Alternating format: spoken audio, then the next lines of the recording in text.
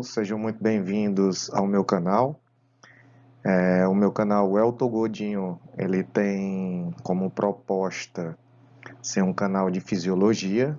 Eu tenho mestrado e atualmente sou aluno de doutorado em fisiologia e a gente discute principalmente alguns aspectos relacionados ao exercício.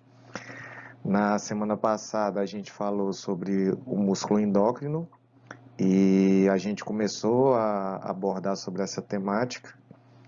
E aqui a gente tem um papel do lactato como sinalizador, mas para deixar bem claro, né, o lactato é um sal, ele não tem aquele formato habitual de um peptídeo ou de um esteroide relacionado à comunicação entre células, e ele não é produzido só pelo músculo, né? Então é importante fazer essas ressalvas. Esse trabalho é desse ano, ele já mostra um papel do lactato na epigenética, né? Ou seja, em alterações momentâneas dos genes.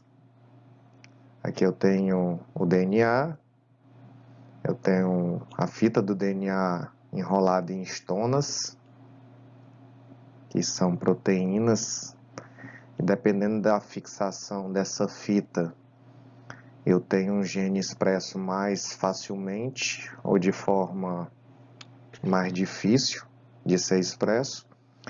E o lactato ele também tem um papel nesse ajuste epigenético, né?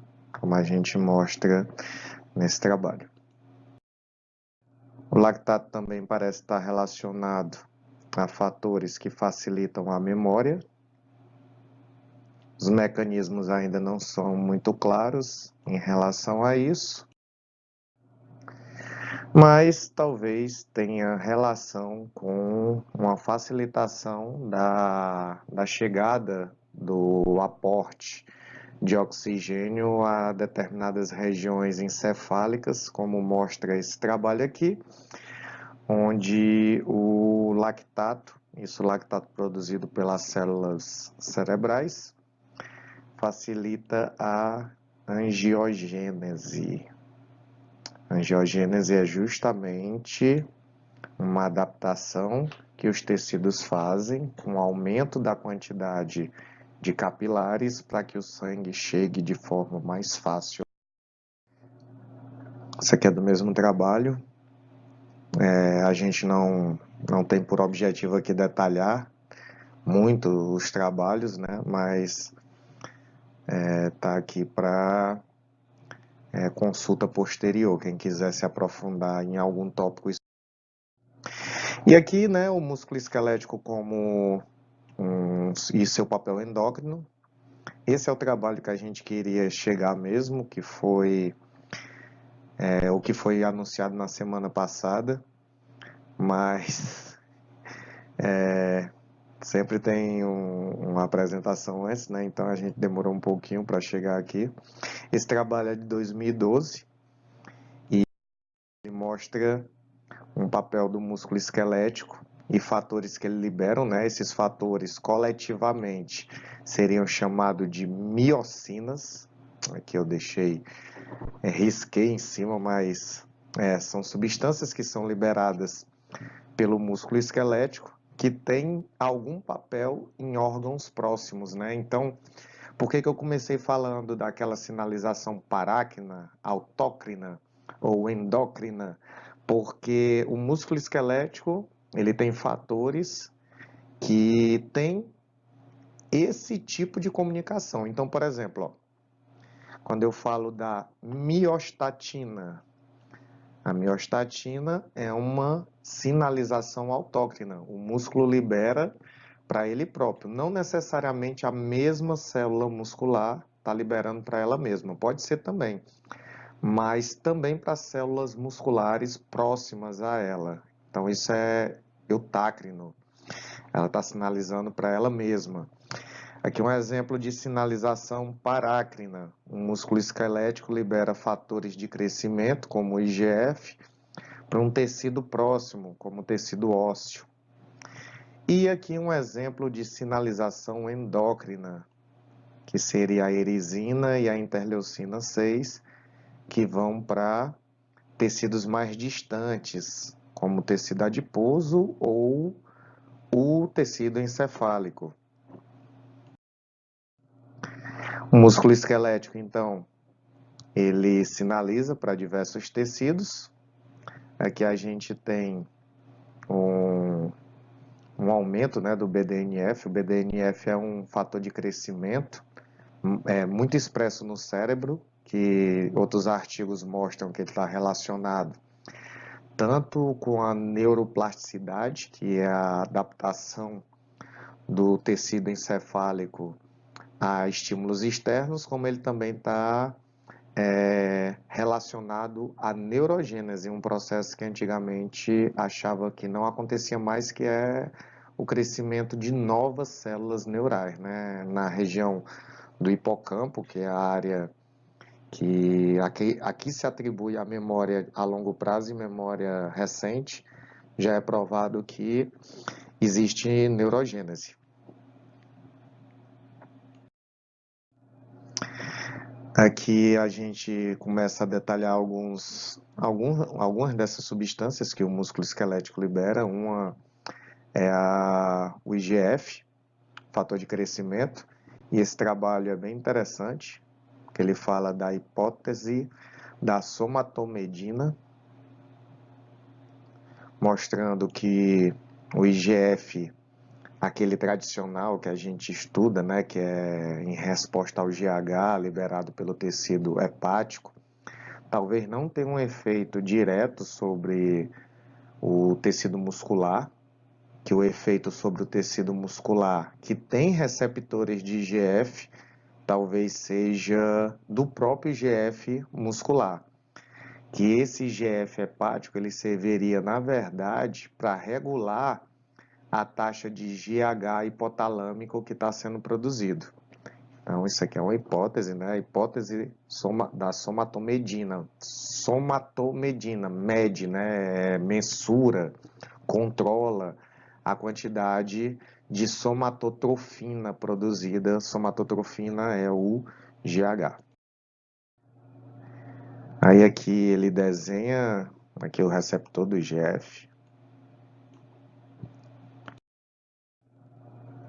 E aqui a hipótese, né, da somatomedina. Eu estou na frente da regulação final, mas ele está falando basicamente o que eu falei anteriormente, que o IGF produzido pelo músculo sinalizaria para ele próprio e para regiões próximas, né, como o tecido ósseo, e o IGF hepático, tá aqui, ó, IGF hepático, seria mais para a regulação do IGF produzido pela hipófise, aqui chamado de pituitária, glândula pituitária. Outro fator que o próprio músculo libera é a miostatina, ela é um freio, né, das células satélites. Eu falo um pouco sobre células satélites em outro vídeo, que é um dos mecanismos para hipertrofia muscular, a migração das células satélites. Isso aqui é uma célula satélite. Ela é bem responsiva a treinos de carga elevada, né? Aí aqui aquela velha discussão se existe microlesões realmente, se esse termo é correto, microlesões. Independente de ocorrer ou não microlesionamentos, o meu tecido fica bem danificado, como é possível ver nessa imagem aqui, e consequentemente tem a liberação de fatores inflamatórios que são responsáveis pela migração dessas células satélites, ó. Então, você não concorda com o termo microtrauma, microlesão, entenda o processo inflamatório agentes inflamatórios que acabam atraindo essa célula satélite. Isso aqui é um esqueminha, né? Que mostra a célula satélite se fundindo com o músculo esquelético, doando seu núcleo, que é um dos processos responsáveis pela hipertrofia. Essa parte, porque já tem outros vídeos, quando eu falo de hipertrofia, mostrando esse assunto. Quem não viu, é só dar uma pesquisada no canal, o canal ainda tem poucos vídeos, e você encontra pelo menos dois vídeos falando sobre esse trabalho e o processo de hipertrofia por causa da migração de satélites. A miostatina, então, é um freio dessa célula satélite. Ela inibe a proliferação exagerada dessa célula. Mesmo com ela presente, existe proliferação da célula satélite, mas vai ser em magnitude menor do que quando ela está ausente. Eu tenho uma proliferação e, consequentemente, uma diferenciação maior. Aqui, aqueles trabalhos, né, que mostram animais sem miostatina. Aqui, camundongo sem miostatina e com miostatina, a diferença, as setinhas aqui mostrando. Um Euroblue, um boi geneticamente... Belgian Blue, desculpa. Um boi geneticamente modificado para não produzir miostatina. De alguns animais. Em uma aula, é por isso que é legal essa comunicação direta com o YouTube, né? Em uma aula, eu comentei que isso aqui era um Beagle, né? Mas Beagle não é o cachorro de corrida. Um aluno, numa especialização, me falou que esse aqui realmente é o cachorro de corrida, mas não era a raça que eu estava falando. O Beagle é aquele cachorrinho de bolsa. Mas isso aqui é para mostrar animais modificados geneticamente e que, sem miostatina, eles têm um grande desenvolvimento. Mostra essa imagem. Miostatina. E eu tenho efeitos, né, do músculo esquelético, desses agentes que são liberados no músculo esquelético, no tecido adiposo, por exemplo.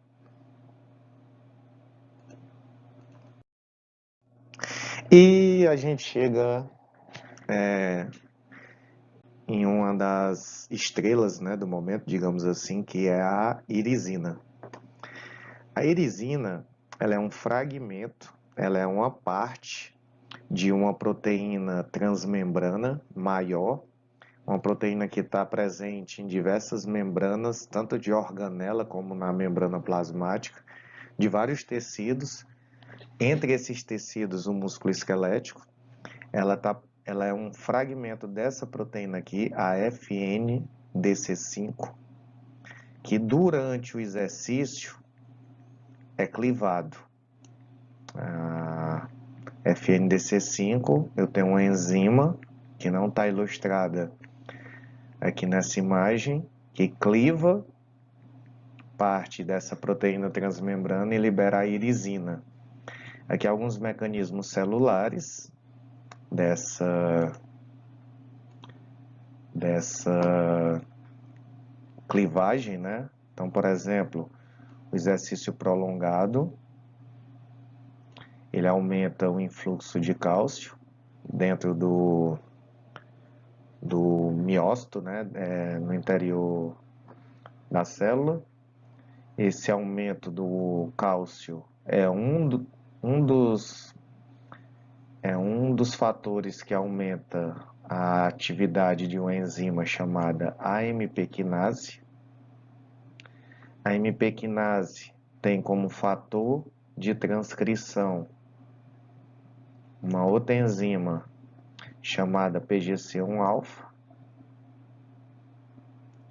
Essa PGC1-alfa incentiva várias adaptações ao exercício aeróbico, principalmente, como a angiogênese, né, que eu comentei há pouco, como o aumento da quantidade e tamanho das mitocôndrias. Tem diversas adaptações, principalmente ao exercício prolongado.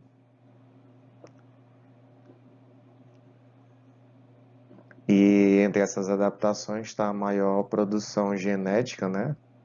Que é o que está ilustrando essa imagem do FNDC5. Essa aqui é a MP quinase. Essa aqui é a MP quinase. Novamente eu agradeço ao Aclerton, né? Que é o COA da Físio, por disponibilizar algumas das imagens dessa apresentação. Isso aqui eu não sei fazer de forma nenhuma. E ele cede de muito bom grado. A Clerta é um grande parceiro, a gente já participou de alguns cursos juntos, e a Físio também tem uma página aqui no Facebook, viu, pessoal? Desculpa, no YouTube. Eu recomendo, uma página científica bastante séria.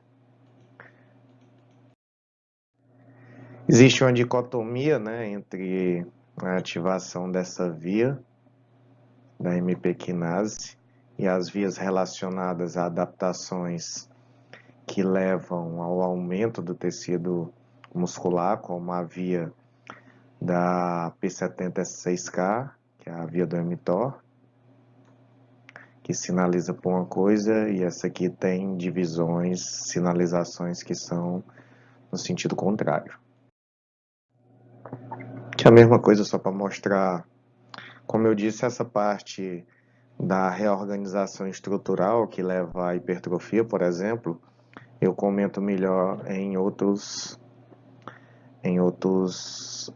vídeos. Adaptações que a irisina leva, e aqui é a relação da irisina com o consumo de oxigênio. Aumenta tanto o consumo de oxigênio diurno como noturno. A relação da irisina com a resistência à insulina. A relação da irisina com o nível de glicose plasmático. Todos efeitos positivos da irisina.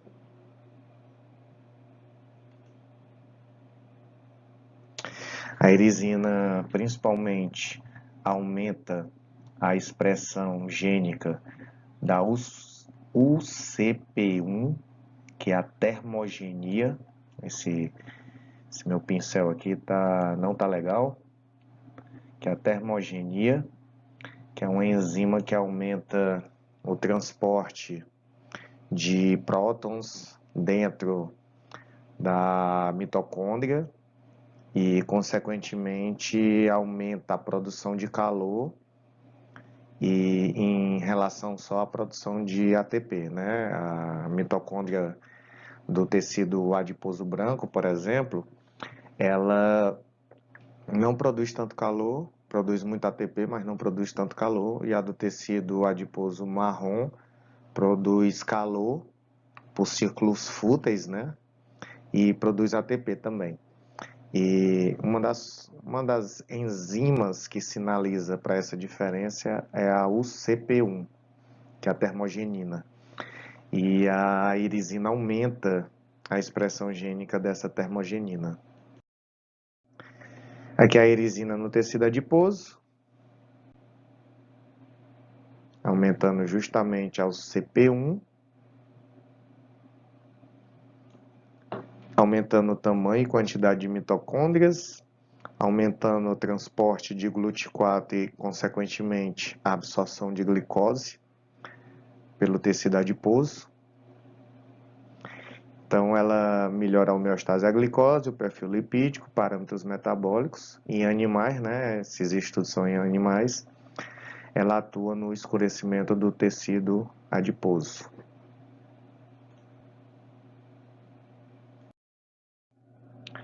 Aqui alguns efeitos sistêmicos da irisina. E, como prometido, eu vou encerrando aqui essa apresentação para ficar vídeos mais curtos, né, com 20 minutos. Se você gostou, eu queria pedir um like, queria pedir a indicação do canal. É um canal complicado de ter seguidores, porque afinal é um canal onde eu proponho a falar de uma forma que é um pouco mais conceitual e não é de fácil compreensão. Mas eu acredito que o YouTube ele também pode ser uma ferramenta de educação e, consequentemente, ele não deve ser usado só para do jeito que está sendo usado, né? E pior, onde algumas pessoas adquirem fama, know-how, status de pesquisador, de cientista, de professor, sem, sem, sem ter preocupação com o método científico. Tem gente que faz tudo menos ciência no YouTube e ganha o status de cientista. E meu canal é uma pequena resistência a isso. Então, para mim, é indiferente a quantidade de seguidores ou quantidade de visualizações, só estou tentando fazer a minha parte, né, que é fornecer um pouco de conhecimento mais referenciado e tem um caráter egoísta também, porque a gente aprende quando está ensinando. Então, é uma forma também de estar estudando, ter essa conversa semanal com quem acompanha aqui. Então, pessoal, grande abraço a todos. Vou tentar que tenha outro vídeo na próxima semana, que vai ser a finalização desse conteúdo. Grande abraço a todos e obrigado.